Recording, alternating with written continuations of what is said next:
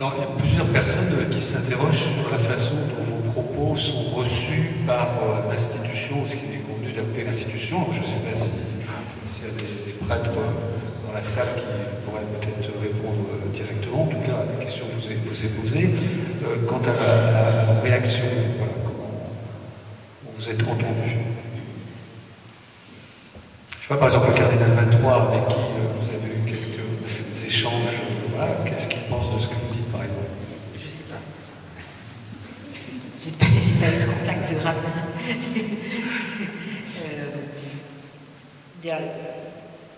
L'institution n'a pas de relation avec moi et nous. D'abord, l'institution n'a pas de visage. Il y a des hommes qui nous disent... Vous savez, quand on a créé la conférence des baptisés, nous avons demandé aux évêques de nous appliquer le principe de Gamaliel. C'est un pharisien qui sauve les apôtres qui sont devant le grand conseil menacés d'être lapidés. Et le pharisien Gamaliel prend la parole et il dit « Méfions-nous, n'allons pas plus avant, sait-on jamais. Si ce qu'ils font vient de Dieu, on serait bien mal inspiré de faire quelque chose, et si ça ne vient pas de Dieu, ça tombera tout seul. » Alors nous, on a dit aux évêques, écoutez, je vous propose un truc, appliquez-nous le principe de Gamaliel. Un peu plus si vous voulez, on est prêt à mieux, mais au moins celui-là. Laissez faire et voyez. Alors dans les faits, qu'est-ce qui se passe? Moi je dois avouer dire que j'ai des amis qui sont évêques, qui sont à des postes de responsabilité dans l'institution. Jusqu'à plus ample informé, ce sont toujours des amis. Je me suis fait quelques amis, c'est-à-dire des évêques avec lesquels je n'étais pas amie et avec lesquels je suis devenue amie. Et en revanche, j'ai peut-être gagné des ennemis, mais ils sont tellement ennemis qu'ils ne m'ont pas parlé. Donc voilà, j'ai pas grand-chose d'autre à dire. J'ai une très grande... Je plains beaucoup les évêques. Je pense que c'est la plus sale place qu'on puisse avoir. Je veux dire, ils manquent de tout, ils se font engueuler tout le temps. Quand c'est pas par Rome, c'est par leur curé. Quand c'est pas par leur curé, c'est par leur diocésain. Je veux dire, il y a des fuites partout, ils peuvent pas refaire le toit, ils savent plus comment payer les gens. Enfin, moi, ce que je trouve incroyable, c'est que le nonce trouve encore des candidats. Ça m'étonne. Ce qui m'étonne le plus, c'est que le nonce trouve encore des candidats. Parce que franchement, je trouve que c'est un boulot terrible. Ils ont peur de l'avenir. Et puisque je vous ai raconté, ils disent oui, c'est bien, mais moi je les paye comment, le père permanent? Donc, même les pires des évêques, et je suis obligée de dire qu'il y en a les pires,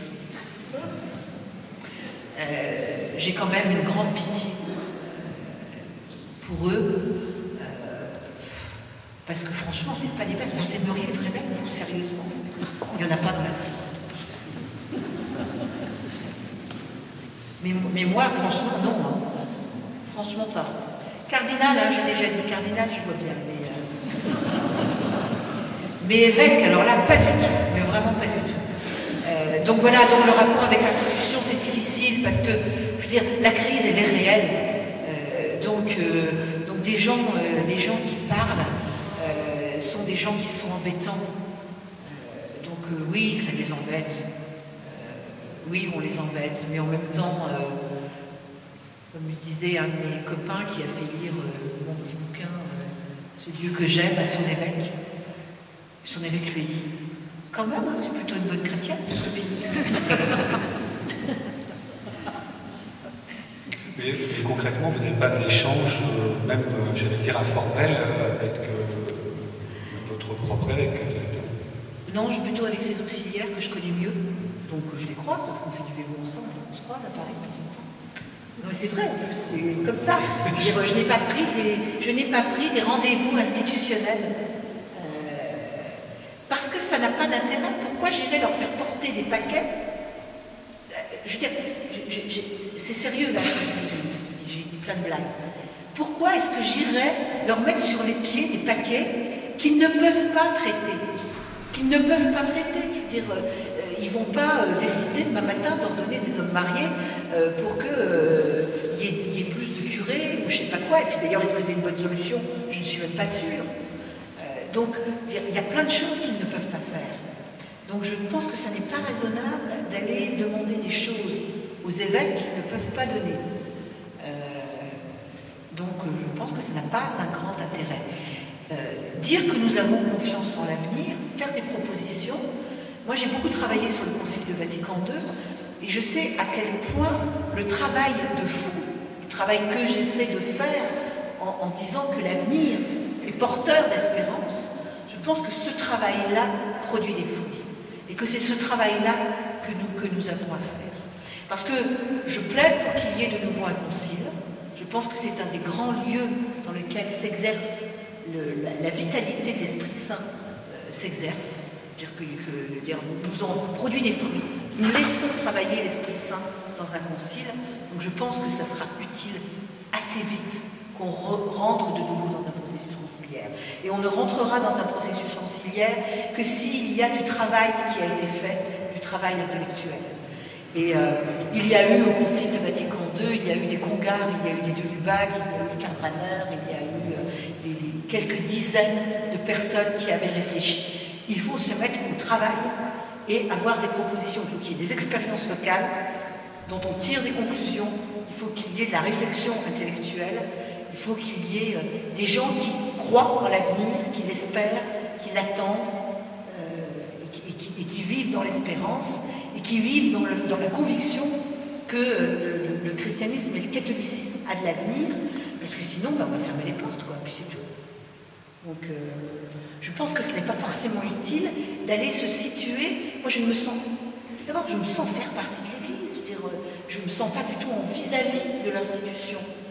Je sais, moi, je suis une pratiquante très ordinaire. Hein, je suis au troisième rang à droite, à la messe, comme tout le monde. Enfin, puis je ne demande rien à mon curé. Il y a plein de trucs à faire, mon curé. Mais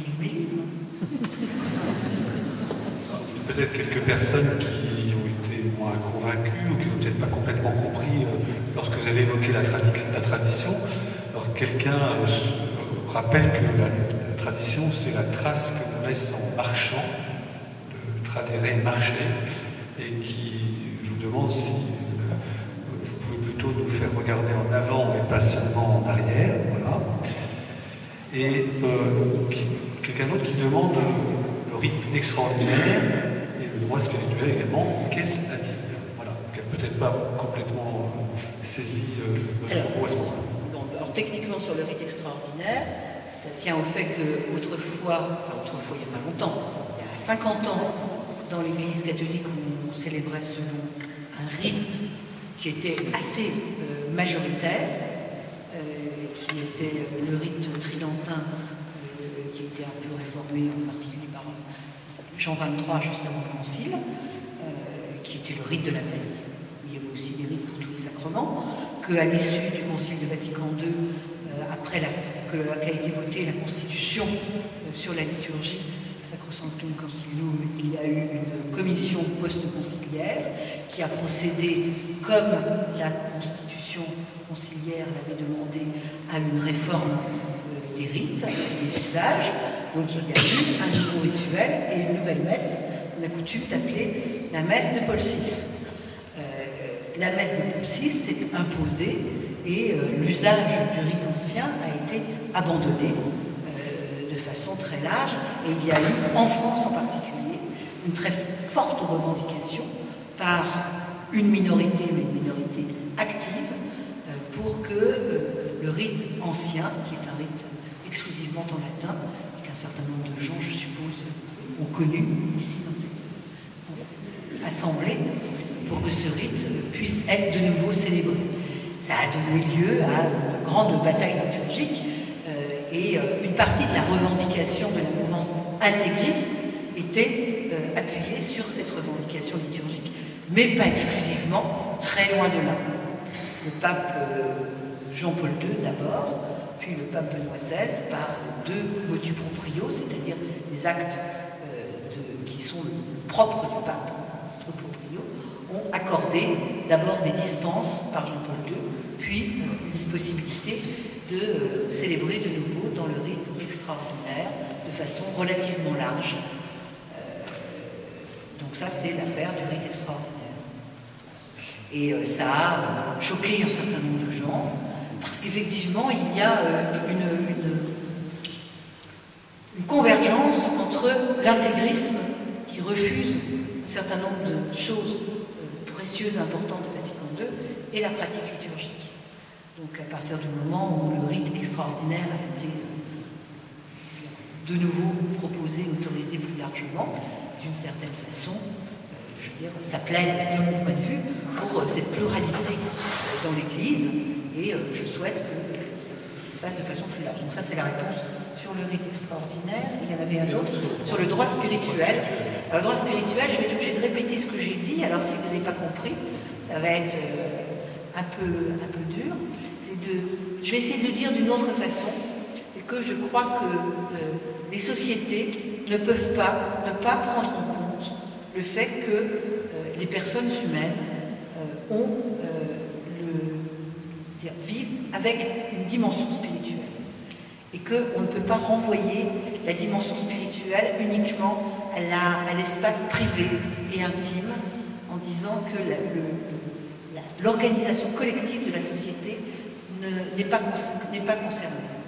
Et je pense qu'il y a à faire un progrès dans la réflexion que nous avons sur ce qu'est la laïcité pour qu'il y ait une attention. C'est pour ça que je dis que je propose que ce soit un droit positif, le droit à la vie spirituelle. Et que ce soit inscrit, à mon avis, il faut peut-être 50 ans pour qu'on réfléchisse à cette question-là, que le droit à la vie spirituelle soit inscrit dans les droits de l'homme et que l'État y participe. Mais je veux dire, il n'y a pas de raison quand même qu'on promotionne le foot. Non, non mais sérieusement, vous êtes charpent, c'est le foot. Moi j'ai un copain prêtre, il est pour la séparation du foot et de l'État. Et bien je trouve que c'est quand même pas normal qu'on promeuve le foot et qu'on promeuve pas la vie spirituelle des gens. Voilà, pour le dire autrement, d'une façon plus concrète. Alors, il y a une question totalement différente, mais qui effectivement est très importante et qui rejoint d'ailleurs, on parlait des différences avec les intégristes, c'est la question du peuple juif. Il y a effectivement une évolution dans l'Église, parce que la personne qui pose la question rappelle que Jean-Paul II a appelé les Juifs nos frères aînés, quand d'autres appelaient les Juifs le peuple déicide, on est bien d'accord. Et la question c'est pourquoi ne pas inclure également les Juifs dans la fraternité?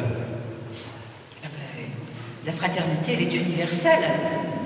Le Christ instaure une fraternité universelle, évidemment. Surtout pas une fraternité restreinte. C'est pas de cela dont il s'agit. Il s'agit bien d'une fraternité universelle. Alors sur Jean-Paul II et les Juifs, l'acte premier du changement de l'Église à l'égard des Juifs, c'est dans le Concile Vatican II, la déclaration Nostra Aetate, qui est à la demande explicite de Jean XXIII, qui rencontre Jules Isaac, français, juif, alors il a eu assez facile à convaincre Jean XXIII, parce que Jean XXIII avait été témoin, alors qu'il était nonce en Turquie et en Grèce pendant la guerre, du malheur des Juifs d'Europe, et en particulier des Juifs des Balkans, qui essayaient de se sauver en passant par le sud de l'Europe. Il a lui-même d'ailleurs essayé d'en faire transiter par la Turquie. Donc il avait eu ce témoignage, et Jules Isaac vient voir le pape Jean XXIII et lui dit que l'antijudaïsme chrétien a été un des ferments de l'antisémitisme qui a généré le grand massacre des Juifs d'Europe. Et donc, Jean XXIII prend la décision qu'il y aura une déclaration conciliaire afin que plus jamais on ne puisse laisser à judaïsme chrétien cette possibilité de s'exprimer. Donc ça a donné la déclaration Nostra Aetate, qui est une déclaration qui, lorsqu'on la regarde aujourd'hui, est assez timide, même si elle est effectivement décisive. Le pape Jean-Paul II a été beaucoup plus loin, et là, il faut rendre à César ce qui appartient au César, et à Jean-Marie ce qui lui appartient, parce que le grand artisan de la réflexion sur ce point, c'est Jean-Marie Lustiger, qui du fait qu'il était originaire lui-même, juif d'origine, a beaucoup travaillé sur ce point et a surtout travaillé à ce qu'on abandonne la théologie de la substitution. C'est-à-dire l'idée qu'en fait, l'Église et les chrétiens s'étaient substitués aux Juifs dans la promesse et dans l'alliance que Dieu fait avec l'humanité. Et que l'Église, certes, Nouvel Israël, ne se substitue pas aux Juifs, mais que la promesse que Dieu a faite au peuple d'Israël, la première promesse, elle demeure lorsque les dons de Dieu sont irrémissibles. Et Jean-Marie Lustiger a œuvré auprès de Jean-Paul II en ce sens. Les déclarations de Jean-Paul II sont extrêmement importantes là-dessus. Elles sont nourries par le travail qu'ils ont fait en commun avec Jean-Marie Lustiger. Et on peut dire qu'ils ont été plus loin qu'on n'aurait pu oser l'imaginer il y a 50 ans, et nous pouvons, semble-t-il, que nous en réjouir. Je vais regrouper 3 questions, puisqu'elles évoquent la même problématique. Quelqu'un demande quand est-ce que nos évêques et notre hiérarchie parlera comme vous, avec en sous-titre... Quand ils risqueront rien de Rome. Quand est-ce que l'Église va pouvoir se dépoussiérer? Notre question évoque le cas d'une Église déconnectée. Et puis, pour prolonger ces 2 questions, quelqu'un dit des propositions enthousiasmantes, mais concrètement, face à certaines rigidités institutionnelles, face à des refus de curés ne souhaitant pas innover, comment tenir et n'y a-t-il pas un risque d'entre-soi et de célébration entre nous? Écoutez, l'institution, je veux dire, l'institution, c'est vrai, elle ne va pas bien. Il faut regarder les choses comme elles sont. Je crois que nous avons... Alors après, c'est une question de stratégie. Il faut être clair, c'est une question de stratégie. Moi, je propose que nous ayons des stratégies, non pas des stratégies frontales, mais que nous ayons des stratégies de bienveillance, d'abord, et que nous ayons des stratégies de contournement. C'est-à-dire que nous ne heurtions pas en direct les choses. Alors je sais à quel point ça peut être difficile à vivre quand on a dans tel ou tel endroit un curé avec lequel on ne peut plus parler, avec lequel on ne peut plus avancer. C'est pour ça que je recommande, premièrement, de ne pas rester seul face à ça. Première chose, c'est retrouvez-vous, vivez les choses ensemble, vivez les choses de façon fraternelle, encouragez-vous les uns et les autres à la bienveillance et à la fraternité. Ne restez pas tout seul devant ce genre de difficultés. Donc ça, c'est des choses, j'ai envie de dire, c'est très concret. Ayez des stratégies de contournement, c'est-à-dire situez-vous ailleurs. Et ça, c'est 2 choses à faire, me semble-t-il. Alors, j'ai quelques pistes, quelques idées. C'est d'abord que s'il se trouvait malheureusement que vous ne soyez plus, que vous ne vous sentiez plus les bienvenus dans votre église, physiquement, le bâtiment église, souvenez-vous que les temps premiers du christianisme vivaient une religion domestique dans les maisons chrétiennes. Donc ça, c'est pas interdit de vivre de nouveau les choses dans nos maisons. Et puis souvenez-vous, et ça c'est pour ne pas rester dans l'entre-soi, que la chose qui nous habite, c'est le devoir que nous avons, je vais revenir au texte de Gaudium et Spes, de proposer à tous ce message de salut. C'est-à-dire que le but du jeu, c'est pas seulement que vous soyez bien dans votre église, c'est qu'il y ait un témoignage qui soit donné de ce que le christianisme est une bonne nouvelle pour tous et pour chacun. Et pour tous, ça veut dire précisément pour les gens qui ne sont pas dans les églises. Il faut retourner la question. Il faut se remettre en chemin dans la mission. Il faut se remettre en chemin dans un esprit d'être tourné vers le monde, d'être envoyé vers les uns et les autres. Alors, je ne dis pas que c'est facile à faire, et c'est un chemin, ne nous cachons pas les yeux, c'est un chemin plein de difficultés et plein d'amertume. Ce n'est pas un chemin facile.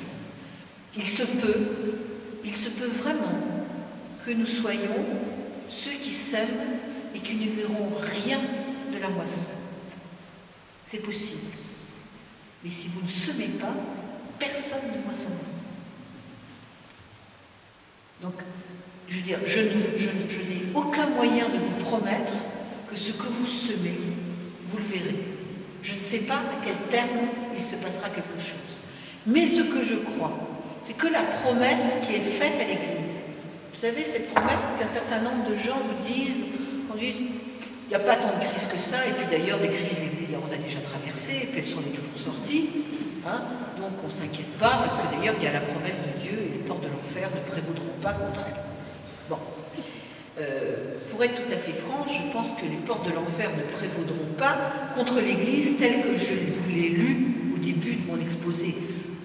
Cette Église qui est le rassemblement des hommes avec le Christ conduit par l'Esprit Saint en marche vers le Père. Ça ne périra pas. L'institution telle qu'elle est, il est possible, je ne sais pas. Est-ce qu'elle va vers une réforme?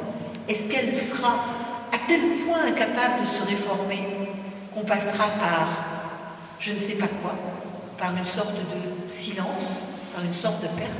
Sérieusement, moi je ne suis pas devin, je ne sais pas. Ce que je sais de l'histoire ne me renseigne pas. Quand je vais voir mon vieux maître Jean Delumeau, spécialiste de la réforme, et que je parle avec lui, il me dit aussi qu'il ne sait pas. Il considère que la crise est une des plus graves que l'Église a eu à traverser, et il me dit qu'il ne sait pas si nous allons être capables de la traverser en nous réformant, ou s'il y aura un avant et un après. Je ne sais pas.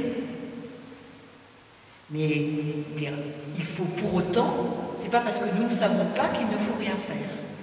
C'est pas parce que nous ne savons pas qu'il ne faut rien faire. Donc il faut faire les choses là où nous sommes, comme nous sommes capables de le faire, en ne restant pas tout seul, en vivant et en témoignant. Et puis, par sorte de boutade, je me permets de vous dire que tant qu'on n'est pas moins de 12, ça ne devrait pas être fichu.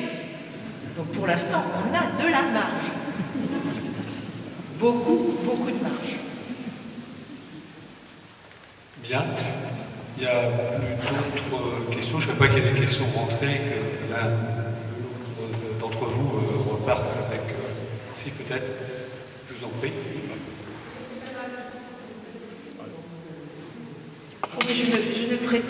Je ne prétends à la découverte, je ne prétends pas à la découverte et je ne prétends à aucune invention, avec un détail près cependant.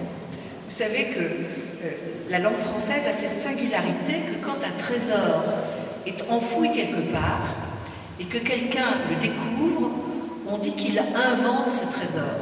Or, le trésor, il existait, bien entendu. Donc moi, je ne prétends à rien d'autre qu'à attirer notre attention sur les trésors qui sont les nôtres. Et évidemment, des choses sont en marche. Évidemment, heureusement, des centaines et des milliers de choses sont en marche. Et justement, par rapport à cette crise sur laquelle je disais, je ne sais pas ce qui va se passer, je ne sais pas si l'Église a cette capacité de réforme ou si il y aura l'Église institutionnelle dans la forme que nous connaissons, est-ce qu'elle se réformera elle-même ou est-ce qu'on va passer par un avant et un après? Mais de toute façon, entre cet avant et cet après, toutes ces choses qui se vivent, toutes ces choses extraordinairement précieuses, moi je suis très frappée par exemple par les témoignages, je suis très étonnée parce que ça ne marche pas bien en France, de ce que fait la communauté de Sant'Egidio partout. Je trouve qu'il y a une intuition extraordinaire. La communauté de Sant'Egidio fait trois choses. Une forte vie de prière commune, très libre, on vient quand on veut, donc c'est le pôle de spiritualité dont je parlais. Une très belle intuition de service du pauvre au pied de là où ils sont. Hein. C'est vraiment, ils ne vont pas chercher les pauvres à perpète, ils les prennent là où ils sont, dans les quartiers, dans les grandes villes, là où il y a ces laissés pour compte de nos sociétés. Et puis la troisième chose, ce sont des artisans de paix à l'échelle de la planète. Je veux dire, cette foi qu'ils ont dans la fraternité, dans la capacité d'être des artisans de paix, ça les fait agir et avec un certain succès. Je t'ai étonné, ça ne marche pas très bien en France. Voilà une chose magnifique, voilà une chose pour laquelle j'ai envie d'avoir des mots de jubilation. Donc effectivement, plein de choses se font déjà et c'est heureux. Alors, vous me permettrez peut-être de terminer, en ce qui me concerne, par la remarque d'un d'entre vous qui dit on s'attendait à un réquisitoire, on a reçu un acte de foi, merci. Alors je me permets de citer quelques lignes pour effectivement aller dans le même sens du livre dont on a parlé à plusieurs reprises, à ce Dieu que j'aime de Christine Pedotti. Je vous lis ces quelques lignes qui vont peut-être nous donner de nouvelles raisons d'espérer et plus concrètement peut-être de passer une bonne nuit. J'emploie le terme désir parce qu'il me semble exprimer de la façon la plus juste ma relation avec Dieu. Elle est la rencontre de deux désirs. Dieu désire le premier et suscite mon propre désir. Trop souvent, nous pensons que Dieu nous demande de faire des choses, de répondre à des exigences, à des normes morales. C'est une vision que je crois assez erronée. Je ne crois pas que Dieu nous demande de l'atteindre en une sorte d'héroïque ascension. Au contraire, il espère que nous nous laisserons atteindre par lui. C'est peut-être une espérance que l'on peut partager.